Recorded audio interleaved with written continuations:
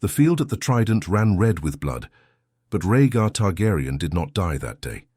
Robert Baratheon's warhammer struck hard, but it missed the prince's heart by inches. Rhaegar had always been graceful, his movements almost like dance.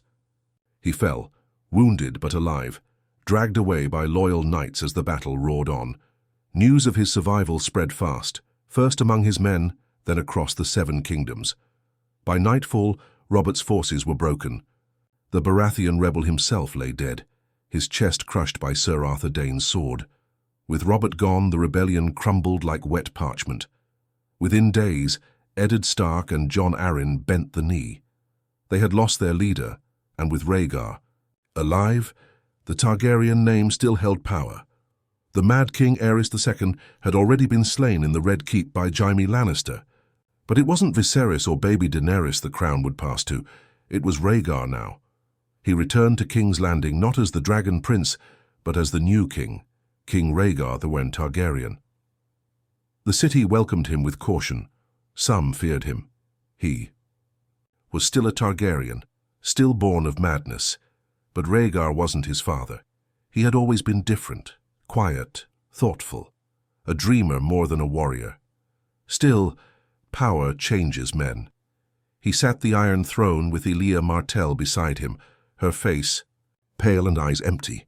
She had lost her children, both murdered during the sack of King's Landing. Rhaegar had tried to save them, but he was too late. The Mountain had already committed his horrors in the name of House Lannister. Elia was spared, but broken. Rhaegar never forgave Tywin Lannister for the blood spilled, and he never forgot Lyanna Stark either. She was hidden away in the Tower of Joy, giving birth to their son. A child born of love, or so Rhaegar told himself. But love in Westeros always came at a cost. When Rhaegar found out that Lyanna had died in childbirth, something inside him cracked. He named the boy Aegon, just as he had named his first son with Elia. 2 sons, 1 name, 1 throne. It was the beginning of a storm. The halls of the Red Keep were colder now. Though summer still ruled the skies, a chill had settled over King's Landing.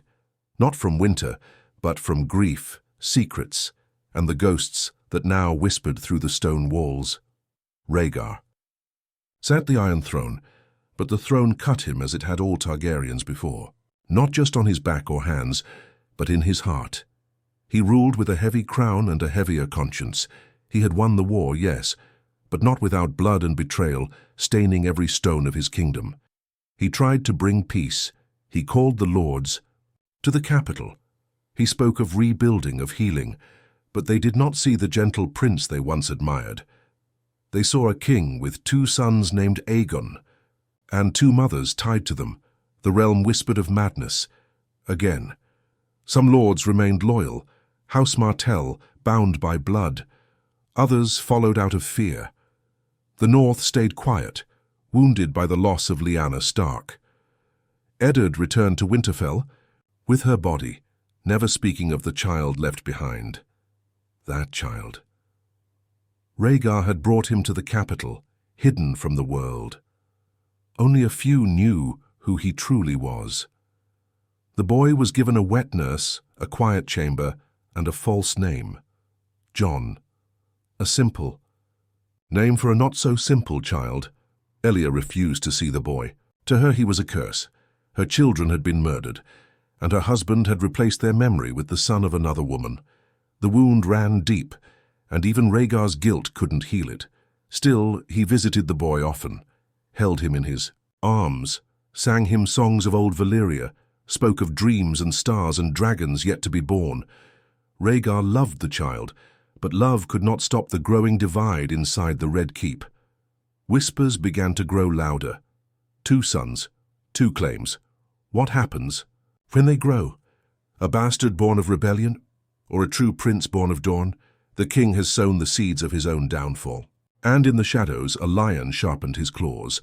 Tywin Lannister had bowed after the war, offered gold, loyalty, and his silence. But he had not forgotten the insult Rhaegar threw in his face, the refusal to wed Cersei to a king. The blame cast on him for the death of Elia's children. The cold rejection from the throne he once helped protect.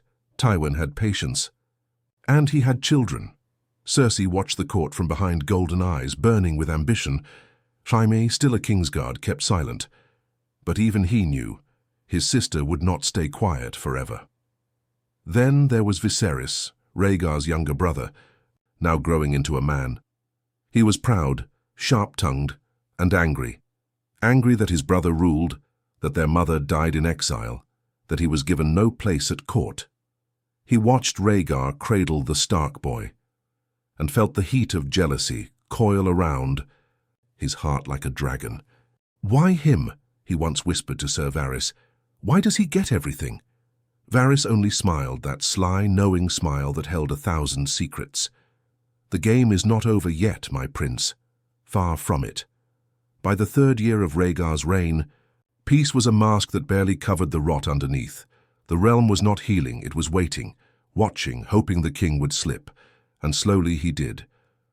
The small council had turned cold. Elia Martell no longer sat beside him, her presence in court reduced to whispers behind closed doors. Her grief had hardened into something sharp and distant. She no longer cared for the politics of the realm, only for the memory of her children. When she looked at Rhaegar, she saw the man who let them die. When she looked at the bastard Stark, boy, she saw the reason her own were gone. She stopped speaking to him altogether.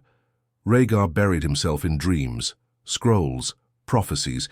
He was obsessed with the Song of Ice and Fire, a vision he once believed would bring balance to the world. He thought it was himself. Then he thought it was his son Aegon. Now he wasn't sure which Aegon it was, and neither were the lords. The court was split. Half supported the Dornish prince, Elia's Aegon, the true-born heir with Martell, blood and royal lineage. The other half, more secretive and bold, whispered of the quiet child with Stark eyes. The boy Rhaegar visited more than the rest of his family. The one he trained in secret with old knights, the one he named Jon, but whose real name was never truly forgotten by the king, Aegon Targaryen. Son of Rhaegar and Lyanna, the North was watching too. Eddard Stark kept silent, honoring his vow. He never told his family the truth. Even Catelyn believed Jon Snow was Ned's bastard, but he watched with cold eyes every raven that came from the south. He knew one day the secret would crawl from the shadows, and when it did, blood would follow. Beyond the narrow sea, Viserys had vanished. One night, gone without a trace, leaving only a single guard dead in his bed. Whispers followed that he had taken his baby sister Daenerys and fled east. Some said he sought dragons. Others said revenge. Whatever the truth was, Rhaegar made no effort to find him. Perhaps he feared what he'd become. Meanwhile, Cersei Lannister had found her way into court, not as a queen, but as a puppet master. Her beauty and cunning drew suitors, spies, and secrets. She played the game well, drinking in every weakness, every fear. She'd whisper into ears, plant doubts, stir tensions between lords who barely trusted their own shadows. She never forgave Rhaegar for refusing her hand. Now she had a new idea. A marriage, not for herself, but for her son. Jaime had left the Kingsguard in secret.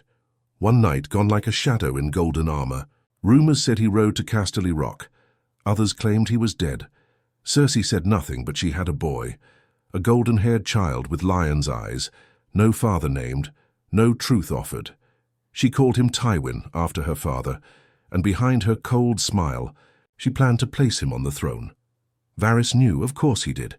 He knew of the bastard child with the Stark name, of the true-born heir locked behind Elia's cold silence, of Cersei's golden boy, of dragons long asleep and wolves stirring in the north. "The realm is a tinderbox," he told the king once, "and you, your grace, are the flame." Rhaegar said nothing. He only stared at the throne of swords and fire and whispered, "They are all just pieces in a song no one understands." But not everyone was playing the game for peace.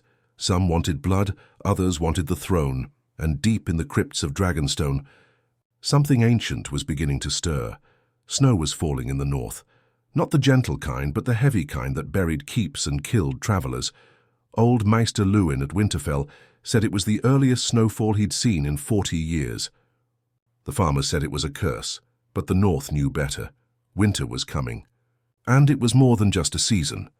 In King's Landing, Rhaegar's health had started to falter. His hair, once silver and shining, had dulled to ash. He barely slept. He spoke of dragons in his dreams, of ice-wreathed shadows and dead men walking. He obsessed over ancient scrolls, hidden books, and a prophecy he couldn't explain to anyone, not even to his council. The realm didn't know what to make of it. Some said he was going mad like his father. Others said grief had finally cracked him open. But one thing was clear. Rhaegar was drifting, not ruling, and into that space others moved. Lord Baelish returned from the Fingers, richer and sharper than before. He offered coin, whispers, and secrets to the Queen's allies. He told Cersei the truth she'd long suspected. Jon Snow, the northern bastard, was no bastard at all. He has a stronger claim than your lion cub ever will, he whispered into her ear. And the king loves him more than both of his other sons combined. Cersei smiled, but it didn't reach her eyes. It won't matter once the realm sees my son crowned. Rhaegar, meanwhile, had made a decision that shook the court. He named his heir, and it wasn't who anyone expected. In a quiet ceremony, far from the court and public eyes, he whispered, "It to Lord Commander Gerald Hightower, to Sir Barristan Selmy, to Grand Maester Pycelle, and finally to Varys. Jon," he said, "Aegon, the prince that was promised." When word reached Elia Martell, she locked her doors and screamed for a day straight. The servants claimed she shattered a mirror with her bare hands. The Dornish guards threatened to return to Sunspear with their banners. Only Rhaegar's silence kept them from marching, but it wasn't silence that protected Jon. It was something colder, deeper. In the north, a raven arrived at Castle Black. Maester Aemon read it thrice, then burned it. He sent word to Winterfell, to Eddard Stark. The message was simple. The wall is stirring, the dead are restless. And farther beyond, in the haunted woods beyond the wall, the white winds howled. Rangers disappeared, animals fled. And one night a party of 5 black-cloaked brothers rode out and only one returned, with no eyes, no tongue, and a scream frozen in his throat. Back in the south, Varys moved carefully. He began gathering allies. Dawn had turned bitter. The Reach wanted stability. The Vale had grown silent under young Lord Robert. But in the shadows of Essos, another fire was being born. Viserys Targaryen had found a Khalasar. Daenerys, no longer a baby, rode beside Khal. Drogo. She had silver hair, violet eyes, and a cold understanding of what her family had lost. Viserys told her stories of King's Landing, of dragons and betrayal, of how Rhaegar had stolen her crown. But Daenerys was no fool. She didn't believe all of it. She only believed in power. "If my brother is king," she said, "he will burn, and when he does, I will rise from his ashes." The fire was coming, the cold was waking, and in the heart of King's Landing, Jon Snow, Aegon Targaryen, stood at the window of his tower, feeling something stir deep inside him. Something ancient, something not quite human. He looked south toward the throne and north toward the wall, and he whispered to no one, "I don't belong here." The capital was boiling. Rumors no longer whispered. They screamed from the alleys, echoed through wine halls, and clung to every corner of the Red Keep. Jon Snow was no bastard. He was Rhaegar's true-born son. The North may not have believed it, but the South, they were starting to. Some lords cheered. They said he was the prince in the prophecies, the dragon reborn. Others called him a stain, a product of treason and lust that tore the realm apart. But all agreed on one thing. He had to choose. Rhaegar, barely holding to life now, called for Jon. The boy had grown tall, his voice steady, his eyes grey like winter stone. He had trained in secret under old knights, read ancient texts and watched everything. He never called Rhaegar father, not once. He called him Your Grace, as if the throne stood between them. But in that cold chamber, with Maester Pycelle hovering uselessly and Ser Barristan standing guard, Rhaegar took his son's hand and said the one truth that haunted them both. "You were born for more than this world will ever forgive you for." Jon said nothing. His heart was heavy with the weight of a throne he never asked for. Rhaegar died the next morning. The bells tolled for hours. The city dressed in black. His body was burned, as per Targaryen custom, and dragons were drawn in. Chalk on every wall by small folk who barely remembered what fire felt like. But even in mourning, the question screamed through the Seven Kingdoms, who would be king now? The court was split in two. On one side, Prince Aegon of Elia, trueborn and beloved in Dawn. On the other, Jon Snow, named heir in secret, carrying the blood of ice and fire. The lords of the Narrow Sea leaned north. The Stormlands hesitated. The Lannisters made their move.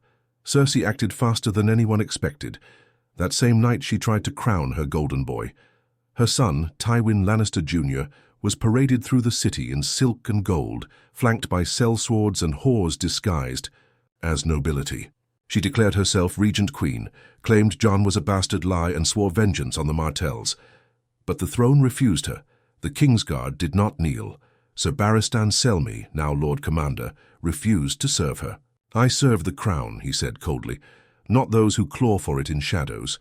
The crown, however, was still without a head. Jon refused it. He walked into the throne room the day after the council offered it to him. He looked at the iron throne, and all he saw was fire, blood, and betrayal. His mother died because of it. His father was broken by it. Elia Martell's children were slaughtered in its name. He turned and said, "I will not rule."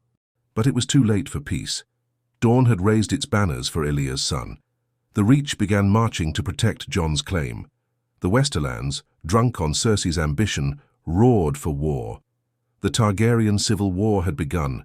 The small folk called it the War of the Two Aegons. And while Westeros burned with politics, crowns and pride, the true threat drew closer from the north. At the wall, the Night's Watch had begun to fall.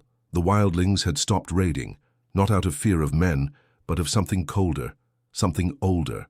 A raven reached Jon in the chaos of his false peace. It read, "The long night is coming. If you wear a crown, we all die. If you wear the sword, we may survive." It was signed in ice and ash, Eddard Stark. Jon stood beneath the stars that night, torn between duty and destiny. A war was coming in the south, but a storm was already here in the north, and he could not fight both. The south burned. Fleets from Sunspear clashed with sails from Old Town. The Riverlands split in two, some for Prince Aegon of Elia, some for Jon Snow. The Vale sat high in its mountains, refusing to bleed, and King's Landing, once ruled by silver-haired dreams, now trembled. Under golden lies, Cersei Lannister crowned her son in Lannisport. She called him the true Lion King, but his voice was still cracking and his crown was too big for his head. She ruled in his name. And behind her throne stood Sir Qyburn, with eyes like a grave and whispers darker than Varys ever dared speak aloud. But Jon was not in the south. He had left in the night. No banners.